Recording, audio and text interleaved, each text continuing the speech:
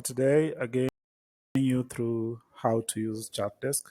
So I think on the last video we ran through how to set up. So part of the setup, of course, always remember part of the setup involves you also setting the macros up as well. So macros are mostly there to help you offer what we call canned responses.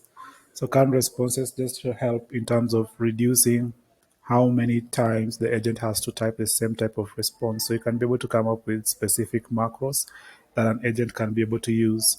So how that would work is, I'll take an example of this ticket. If you want to reply to this ticket, of course, you have an option to come in and type. So you have an option to come type, of course, and reply. However, you could choose to also just do a macro reply. Click on that. Gives you specific set of replies, and you can choose which one to use to reply that particular customer with as well. It just helps to reduce you typing or how much you're spending to respond, how long you're taking to respond to a customer by automatically using predefined answers or predefined what other companies would call canned responses as well. So the FAQ section works almost like a knowledge base of sorts. So you're able to have your own section of you're able to have your own section where you're able to configure as many FAQs as you can.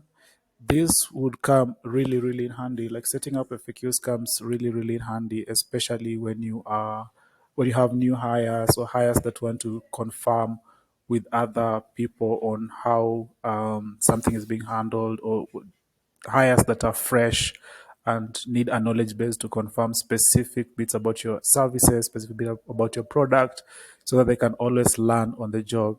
So coming up with FAQs, you could add, we give also provisions when adding FAQs to add things like videos. You can add things like more like an article, really, GIFs and everything, so that it's very in depth.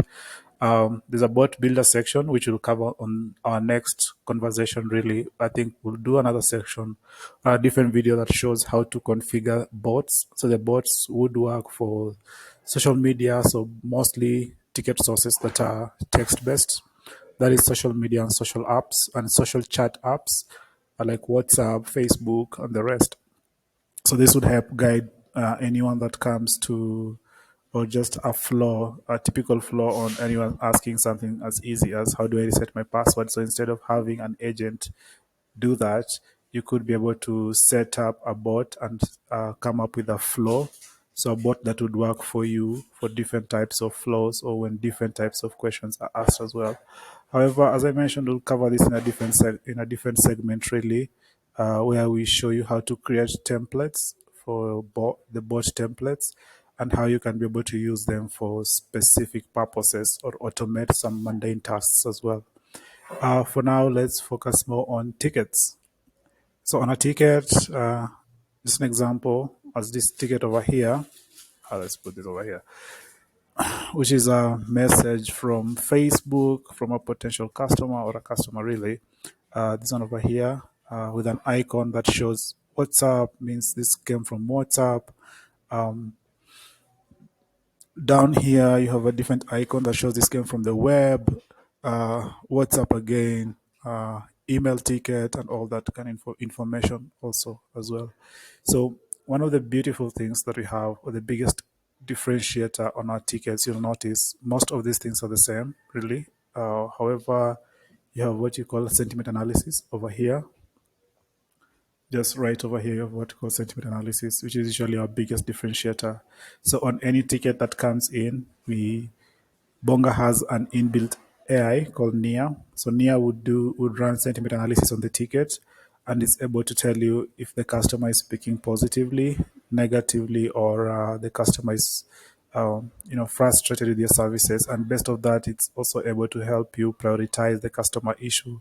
So this is all in efforts to help you boost retention or help you boost customer satisfaction as well. But before we get to that, let's run through this as well. So you're able to give you contact details about over who you're chatting with. Bongo will also let you know where that message came from. If it came from Facebook Messenger or came from, example of this one over here, that came from WhatsApp, to also show you that came from WhatsApp, give you the contact details and their number Since the software is fully omni-channel, you're able to do things like click to dial and call this person out as well. And of course, for sections that have emails, we also give you options to do click to email campaigns, or an option to do just click to email and email someone out directly also. So I'll just give a short example. Well, let's edit this one. Let's, for example, Lorraine, let's add her email. I'll use, let's say, lore at mail.com. So just for test purposes, really. Uh,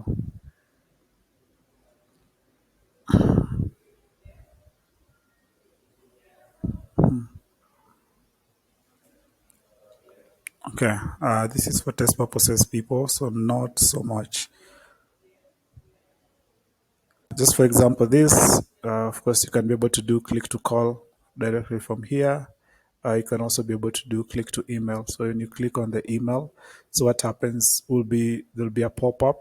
Let's click on it, and there you go. So a pop-up to just email Lorraine directly.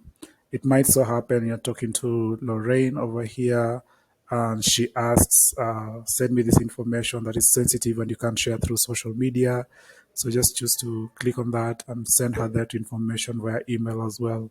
So this is mostly because we support email syncing also within the software.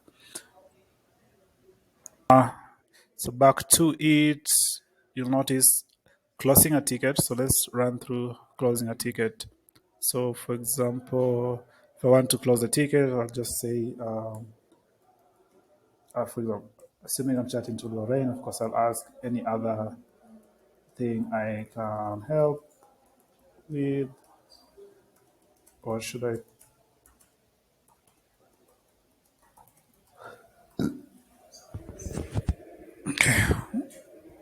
So once I send that, of course, so if Lorraine doesn't have anything that, of course, I can help with, any other thing further than this, I can choose to quickly click on that, move this ticket from in progress to closed, and close this ticket, right? So you'll notice, since part of what I have set up on business rules is in any case where a ticket is closed, we automatically send that particular client a CSAT survey form. So the CSAT survey form will look something like this. I just click on it, where we ask if the issue was resolved, how they rate the agent, how they rate the company, so your company in this particular case, and the likelihood of them recommending your company's services to others, someone else. So basically NPS score. So once this is submitted, the data for this is of course compiled to and also issued to you to be able to monitor your NPS scores between you and your users, your CSAT scores, and satisfactory campaigns as well, just to also be able to show you where you are in terms of quality of service and customer satisfaction as well. Then, of course, this supports things like images, files, and everything, so all can be shared over here. We also run through how to close tickets. I think we partially talked about NIA as well. That all just helps you to prioritize customer issues based on sentiment, which is really, really key, because you do not want to, you want to be able to prioritize a customer that you have a higher possibility of losing over a customer that, of course, is satisfied, happy with your services. So just quickly look for a one over ticket here. For example, this ticket, if you notice, it shows fast response time SLA breached and resolution time SLA breached. So one of the things that the software would do, I think, based on the previous video when we're setting up SLS, so if there's an SLA breach on a ticket, it would be flagged and you'll be notified over here as well. If also one of the things, what not just flagged but also escalated, so it will be automatically escalated to an SLA agent that is meant to handle it. And also